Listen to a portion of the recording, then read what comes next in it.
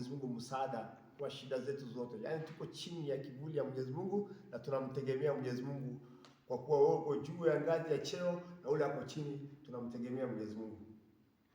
Ndugu Waislamu, ukiwa na neema kama hii ambayo si ujanja yako, ni permit Allah Subhanahu wa Ta'ala amekupatia, tutumieni katika ibada na kusimamisha swala.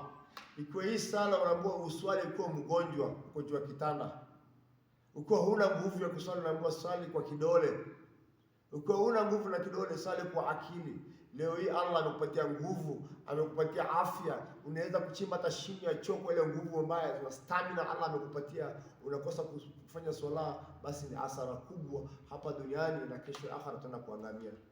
Ndugu Waislamu, kwa haya mafupi sana, tukumbukeni swala zetu na tusimamishe na tujue Allah Subhanahu wa Ta'ala anasema kama una swala, ndugu yangu, hata imani yako inakuwa kidogo sana.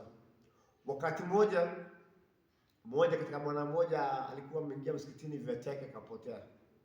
Ni sheikh. Wengine wakasema tukipata mwenye kuiba viatu tutamtandika.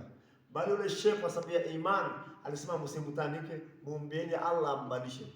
Ndugu Waislamu, tunatakiwa tuwe na imani, si ya kudharau mtu, tuombe Allah abadilishe mtu.